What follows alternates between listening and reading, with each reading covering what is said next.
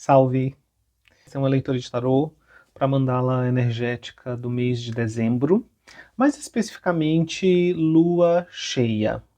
Eu vou tentar fazer duas leituras esse mês, uma para lua cheia e uma para lua nova. Vamos ver como a gente sai. Então a gente tem lua cheia dia 4 de dezembro. Uma lua cheia em Gêmeos, na perspectiva tropical, né?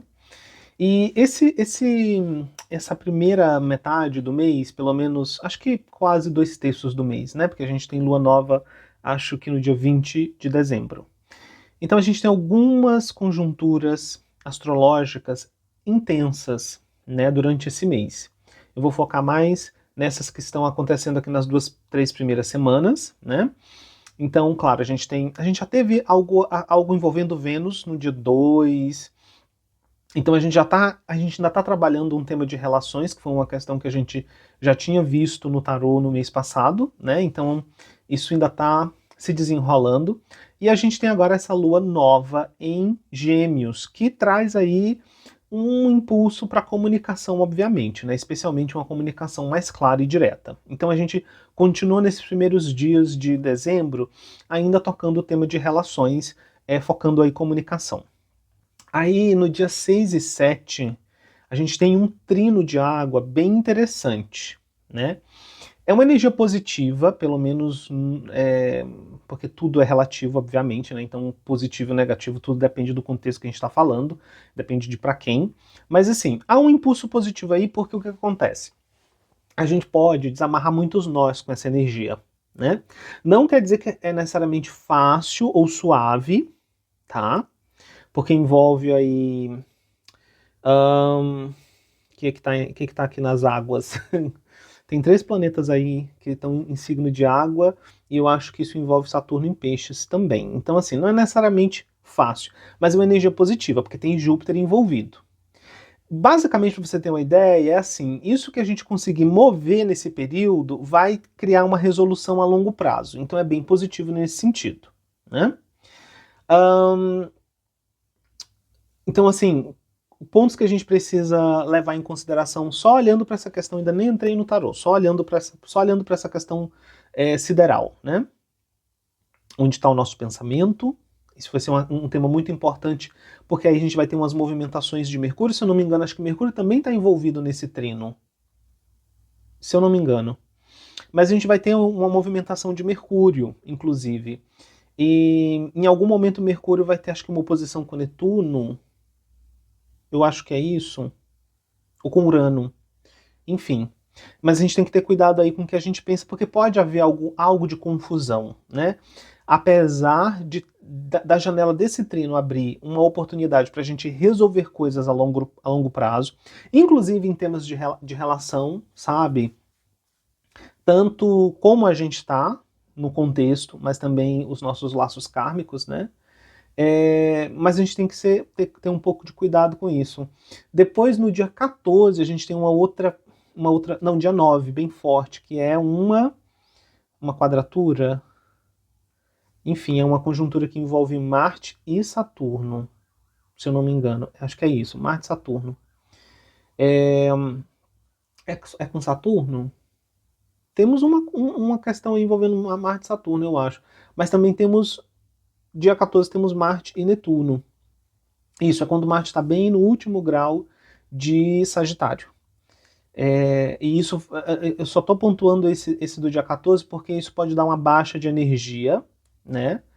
Marte, né? Nossa energia de ação, nossa energia de manifestação enfim, desejo, né? Impulso. Isso pode dar uma baixa, confusão, né? Mas logo no dia seguinte, Marte entra em Capricórnio e aí começa a voltar, especialmente nossa disciplina. E depois o Sol tem uma conjuntura ali com Netuno com Saturno no dia 17, daí puxa mais ainda esse tema da autorresponsabilidade e disciplina, que aí vai entrando aí no tema da Lua Nova, que a gente vai conversar, né, na mandala da Lua Nova mais pra frente, que eu vou tentar fazer um outro vídeo. Então é mais ou menos por aí que tá o céu. Se você quiser explorar mais essa linguagem simbólica da astrologia, você pode ir atrás aí de informação. Vamos para o tarô. Vamos para a mandala energética da lua nova, da lua cheia de dezembro. Quais são os pontos que nós devemos atentar na mandala energética da lua cheia de dezembro?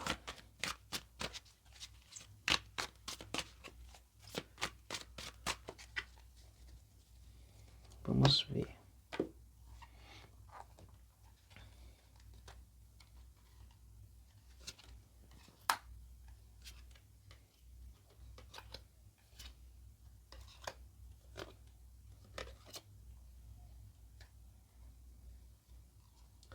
Ó, carta de corte é muito interessante. Carta de corte já vem aqui com Ás de Ouros. Eu digo que isso é interessante porque é uma carta que tinha pulado do baralho quando eu tinha embaralhado ele anteriormente. Ás de Ouros. Esse é o pano de fundo. Então esse também é o regente da mandala. Olha, o que o tarô indica então aqui pra gente? Que a mandala energética dessas 2 semanas, aí entre essa lua cheia e a lua nova, a gente tem a preparação assim, a gente tem a preparação no nível energético, no nível mais interno, de realmente uma nova etapa, um novo caminho. Claro, não é nada muito fora do que a gente poderia imaginar, porque a gente está falando, né, tanto de um solstício que está se aproximando, né, e solstícios, né, bem como equinócios, mas especialmente solstícios, são momentos, né, de virada de ciclo. Os equinócios são mais momentos de equalização de energia. Os solstícios são mais momentos, né, de girada de ciclo mesmo, novas energias entrando. No hemisfério norte a gente tem solstício de inverno, no hemisfério sul, né, solstício de verão. Então é uma girada de energia. Agora, também, obviamente, que é final de ano. Então, num sentido cultural, para boa parte do mundo, também tem esse sabor, né, de final de ciclo, início de ciclo, porque é final do ano. Mas aqui a gente tem, obviamente, indicadores energéticos ligados com essa mandala sideral, né, ligados com a dinâmica energética do mês, né. Então, vamos lá, vamos ver o que os quadrantes nos trazem, o que o tarô nos aponta aqui em termos dos quadrantes. No quadrante do fogo, a parte mais espiritual, ou, né, a consciência mais profunda, o aspecto mais interno, digamos assim, a gente tem um arcano maior, que é o arcano 21, o mundo. Também uma energia de finalização de ciclo, né? Então essa energia está jogando lá internamente, ela está, digamos, o arquétipo para essa mandala energética, né? Se o pano de fundo é a energia que está trabalhando, permeando a situação como um todo, no quadrante do fogo a gente tem meio que o arquétipo. O que a alma está comunicando, né? O que do nível anímico, do nível supramental está sendo comunicado como arquétipo, como a visão para esse período, né? Então essa lua nova já traz isso. Ela já traz essa energia de harmonização de elementos, de integração de elementos, que é o que a carta do mundo, o arcano do mundo, está trazendo aqui. Então a gente já tem internamente um trabalho de resolução, né? Coisas que vão encontrando resolução para poder abrir um novo caminho, para poder abrir uma nova direção. O que, claro, está aí dentro do tema das conjunturas energéticas dessas 2 semanas, né, e do mês de dezembro como um todo. Então a gente tem aí processos de finalização, de conclusão. Se a gente olha para as conjunturas que vão afetar a relação e que estão afetando a relação nessa primeira parte de dezembro, a gente tem boas indicações aí então de que é possível encontrar resolução, e uma resolução que seja duradoura, como eu falei lá com relação ao trino, né, essa energia do trino na água, né? Então a carta do mundo aparece aqui como essa visão interna, esse arquétipo, né? Tanto um processo, eu vejo aqui, de reconciliação, e não reconciliação necessariamente com pessoas, mas reconciliação com aspectos de nós mesmos. Talvez muitas coisas dentro dessas nossas relações sejam temas em que a gente precisa encontrar reconciliação conosco, assim, com aspectos da gente mesmo. Seja visões, seja aspectos que a gente recrimina em nós e que, como parte de uma correção desses aspectos, vamos dizer assim, a gente precisa entrar numa aceitação para poder aceitar, olhar de frente. Mas também eu acho que aspectos que a gente não costuma valorizar na gente, que a gente pode encontrar aí uma outra visão sobre esses aspectos, né? Mas de qualquer maneira tem uma energia de finalização aí, e eu também vejo algo relacionado com o elemento. A importância de a gente também olhar para esse aspecto, né? De harmonização dos elementos na nossa constituição. Agora, ó, no quadrante do ar, a gente tem um 3 de espadas. Então não é um processo necessariamente fácil que isso está o que isso está evocando, né, na mandala como um todo. Não é necessariamente um processo muito fácil. Aqui esse 3 de espadas aparece como tristeza, como coração partido. Isso provavelmente passa por, ainda no tema das relações, né? Mas também entrando numa questão de autorresponsabilidade, entrando não, né? Voltando nessa questão de autorresponsabilidade que na verdade tem ressoado aí nas últimas semanas, nas últimas leituras. A gente tem aqui então esse processo que é um pouco mais difícil de se fazer, um pouco mais doloroso, porque envolve realmente abrir mão, né? Envolve realmente escolha. E não tem jeito. Escolher por uma coisa é não escolher por outra. Não tem como, né? Não tem como botar tudo dentro da bolsa e levar. Então aqui, no nível mental, isso pode trazer tensão, um pouco de tensão. Mas o que eu vejo aqui, que é muito essa resistência, essa dor, ela não é tanto com o outro. Se a gente não tiver cuidado, é assim que a gente projeta. Nesse tema das relações. Não é a decepção com o outro. Não é a culpa do outro. Não é a demonização do outro. Esse processo é um processo que a gente precisa viver muito mais tomando consciência da gente mesmo. Então, aqui a decepção, num primeiro momento, é muito mais com a gente. Especialmente se a gente estiver nesse ponto de transparência. Porque é a gente tomando consciência, sabe, de como a gente alimenta certos padrões, de como a gente se coloca em certas situações por questões não curadas, e esse trino de água traz uma energia de cura. Tem resistência porque tem essas conjunturas aí um pouco tensas envolvendo Marte, Saturno e Mercúrio lá, que eu não sei se é com Netuno também. Então, assim, tem resistência. Não é uma coisa necessariamente clara e fluida, mas é algo que, se nós engatarmos nesse processo, isso pode criar resolução a longo prazo. Isso é muito positivo, tá? Isso é muito positivo. Aqui, ó, no campo energético, no plano da água, né, que é o aspecto bioenergético, a gente tem o 4 de espadas, tá? Seguindo ali um 3 de espadas, então a gente está num processo, tem um tema aqui, né? A conversa está seguindo um tema. E aqui, esse 4 de espadas, ele nos pede descanso. Ele nos pede, assim, autorrespeito também, né?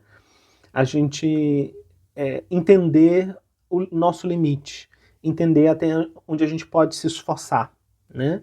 Então tem um tema aqui de autorrespeito também, embora nesse momento no nível mais indireto, porque tem a ver aqui com esse respeito, né, da nossa energia, né? Entender o valor do descanso, entender o valor, né, da necessidade mesmo de se recompor, de se reconstituir, de se nutrir, enfim. Tem esse elemento aqui. Isso não pode virar passividade e nem o que eu acho que é muito difícil de acontecer, né? Dada a conjuntura como um todo, é muito difícil que essa energia ela se desvie nessa direção, né? Numa coisa de passividade.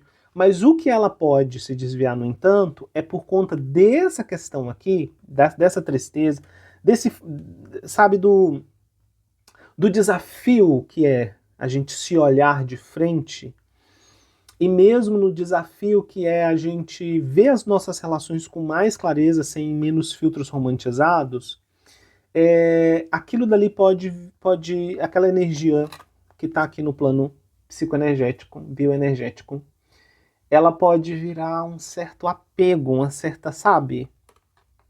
Você ficar agarrado num pensamento, você ficar agarrado numa emoção, estacionar. Isso daqui não pode virar esse estacionar, né? Essa energia tem que ser canalizada para descanso, cura, recomposição. Nisso, ela está muito ligada aqui com o arquétipo da carta do mundo, do arcano do mundo, que fala ali de uma integração de elementos nessa leitura, né? Uma harmonização de elementos, por quê? Porque tem conclusão rolando, tá? Então ali tem esse aporte de cura, de nutrição, de descanso também, mas a gente só não pode deixar essa mesma energia, porque é uma energia de 4. 4 é a coisa que garra, né? 4 é a coisa que ele tem a coisa de solidificar. No Espadas é o plano do pensamento, então a gente tem que ter cuidado para não ficar agarrado num tipo de emoção, num tipo de pensamento, numa ruminação mental, entendeu? É isso que essa energia não pode virar.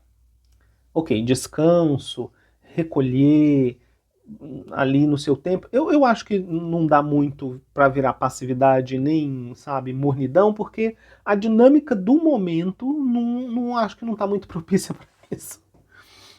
Até porque, ó, na Terra a gente tem o arcano, o louco.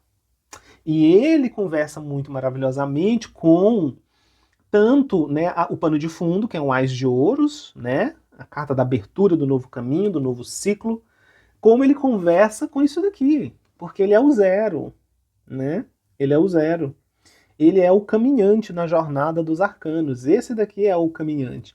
Então a gente tem ali, ó, realmente de céu a terra, a gente tem a volta se fechando. Ao mesmo tempo que no plano interno, lá no nível da alma, tem o arcano 21 fechando um ciclo, no plano da terra tem o louco trazendo o novo, trazendo a nova jornada, a nova aventura. E daí é preciso coragem, porque ó, no centro dessa jogada aparece o arcano 1, o mago. É preciso coragem, é preciso realmente você, sabe, ter um certo senso de empoderamento para você não somente perceber, mas para você embarcar na jornada, né? E embarcar de uma maneira autorresponsável, né? É a gente começar esse novo ciclo, não repetindo o mesmo padrão, com a possibilidade de ir com mais autorresponsabilidade, mais autoconsciência, realmente mais como mago, né? Do que sendo arrastado ao sabor dos ventos, tá? Então tudo isso a gente tem aí na energia dessa lua cheia, ok? Deixem aqui nos comentários como foi o mês de novembro para vocês e como tem sido aqui janeiro, dezembro nesses primeiros dias. O que vocês acharam dessa leitura? E eu volto para a gente conversar sobre a mandala da lua nova antes do dia 20. Eu apareço aqui de volta, tá bem? Então, é isso. Vamos aproveitar os desafios e os impulsos dessa lua cheia. Até!